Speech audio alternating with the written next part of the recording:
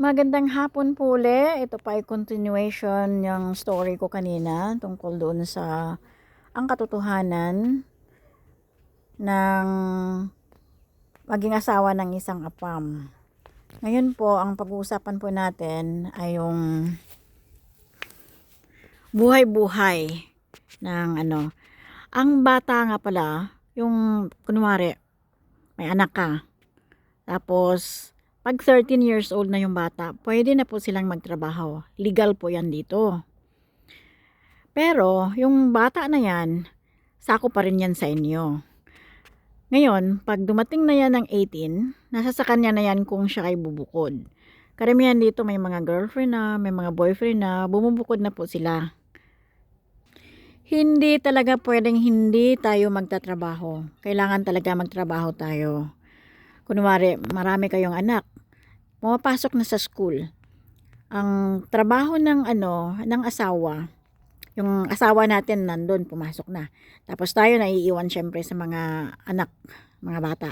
Bago tayo pumasok sa trabaho natin, hatid muna natin yung mga bata sa school. Tapos yung maliliit na hindi pa pumapasok, hatid po sa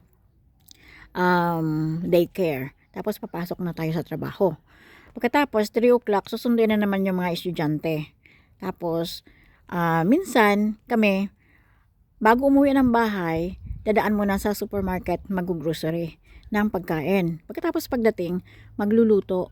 Yun po ang ang trabaho. Kasi hindi po uso ang katulong dito. Kahit kaya mong magbayad ng katulong, wala pong katulong dito. Kami lang lahat-lahat. Pati driver, kahit may kaya ka sa buhay, wala kasi walang makukuhang driver dito. Walang nag-a-apply. Yung ibang pamilya, mayroon silang matatanda.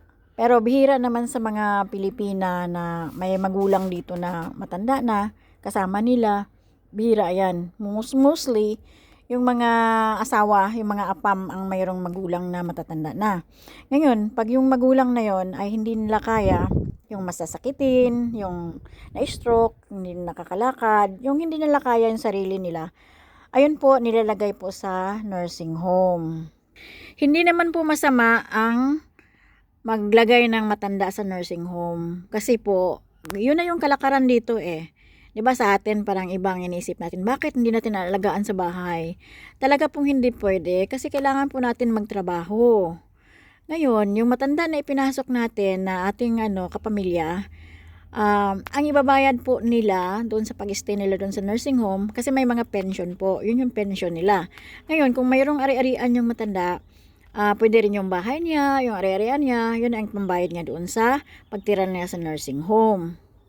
Pero dadalaw-dalawin talaga ng mga kamag-anak yung matanda nandoon. Hindi pwedeng pabayaan lang siya doon na parang isang bagay lang na binagsak mo doon. Hindi. Kailangan talaga dadalaw-dalawin. Pag may membro kayo ng pamilya na na-ospital, na confined sa ospital, hindi po masyadong mabigat sa naiiwan.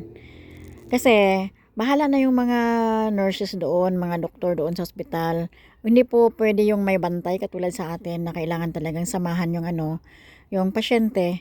Hindi po dito. Kami ang hinahabol ng mga bills dito. Bills dito, tubig, kuryente, insurance, lahat-lahat na. Ngayon, kung hindi kami magtatrabaho, saan kami kukuha ng pambayad noon? Kung kayo nangungupahan lang, kailangan hahabulin mo yung pambayad mo weekly kasi weekly ang binabayaran dito. Ngayon, kung ikaw naman ang may-ari ng bahay na tinitirahan mo, kailangan mo ring pag-ipunan yung ibabayad mo sa gobyerno. Monthly, weekly, yearly. Yearly po ang bayad dito ng buwis ng bahay. Depende yan kung gaano kalaki yung property mo, kung magkano halaga ng property mo, yun ang kukuha sila ng percentage doon, yun ang babayaran mo yearly. Ngayon, kung hindi mo yung mababayaran ngayong year na to, may tutubuin ka next year, lalaki lalo. Kaya kailangan talaga, hahabulin mo yun. Tungkol naman doon sa sinasabi nila ng kapag mga asawa, lalo na pag mayaman, swerte ka kasi mayaman ka rin. Hindi rin yun totoo. Aywan ko na lang sa ibang sa ibang Pilipina na kapag asawa ng apam na mayaman, hindi ko lang alam. Basta base sa aking nakikita, mga kakilala ko, mga kaibigan ko, mga naririnig ko, nakapag-asawa ng mayaman, mas malaki pang problema, mabuti pa nga yung walang-wala siya, nagsama kayo, pagkatapos nagkaroon kayo kasi dalawa kayo nagsisikap, okay lang yun kasi walang pwedeng makialam, kahit anak niya, kahit pamilya niya, hindi sila pwedeng makialam. Ngayon, kung ang napangasawa mo ay mayaman na, mayroon siyang maraming ari-arian, pagkatapos bigla kang umenter sa buhay nila. Pagkatapos namatay kunwari yung yung matanda, yung apa mo. Tapos yung yaman, wala ka ring makukuha. Depende na lang yan kung isasama ka sa will ng matanda. Ngayon, kapag sa base yun sa experience ko sa nakikita ko, sa mga naririnig ko. Ngayon, kapag isinama ka naman sa will, pwedeng mag-contest yung mga anak, yung mga kamag-anak. Wala rin mapupuntahan, lalo na pag nanalo sila. Wala rin. Tapos may nakilala pa ako na Pilipina, nakapag-asawa ng apam, mayaman, may mga ari-arian siya. Hindi niya na dapat kailangan magtrabaho kasi nga alagain yung matanda. Ngayon, yung mga anak, oh my God, argabyado sila talaga. Kawawa yung Pilipina kasi minamaliit nila. Kasi natatakot sila na baka pag pumanaw yung tatay nila, mapapa sa kanya yung mga ari-arian nung matanda nung tatay nila. Kaya hindi nila inaano yung Pilipina, minamaltrato nila. Kakaawa din.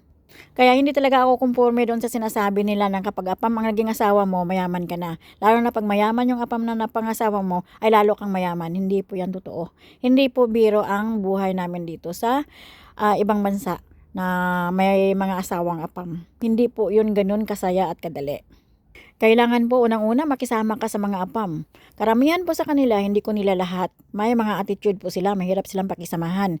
Kaya kailangan talaga aralin mo yung kultura nila, aralin mo yung mga ugali nila at pakibagayan mo. Lalo na kung bagong-bago ka lang dito, wala ka pang matibay na papel. Nako, kailangan talaga makisama ka ng husto. Kasi baka mapauwi ka, wala rin yung pagsisikap mo, uwi ka ng Pilipinas. Alam niyo naman ang buhay dyan, mahirap. Dito sa Australia, ang masasabi ko lang, masipag ka lang, magkakapera ka talaga. Maraming trabaho dito, ikaw lang ang ayaw. Hindi katulad dyan sa Pilipinas, kahit papasok ka ng sales lady, kailangan college graduate. Dito po, kahit high school ka lang, pwede ka nang maging manager, mag-training ka lang.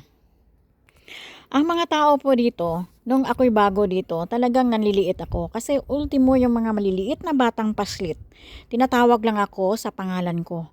Ganun talaga dito. Huwag kayong manibago pag dumating kayo dito sa ibang bansa. Tatawagin ka lang ng pangalan mo kahit uugod-ugod ka na sa katandaan. Tapos yung kumakausap sa'yo, batang paslit. Pangalan mo lang talaga ang tatawag. At saka hindi po uso dito yung mano. Yung mano po, nagmamano sa'yo bilang paggalang sa nakakatanda. Wala po yung ganun dito. Sa next na video ko po, ang tatalakayin po natin ay tungkol sa mga buhay-buhay namin dito, kung paano kami namuhay dito sa araw-araw. Ganun po. Masaya yun. Exciting yun. Kasi may bayanihan din dito. Nagbigayan, yung ganun. Lalo na pag nasa countryside ka. Yun lamang po. See you next time. Bye-bye.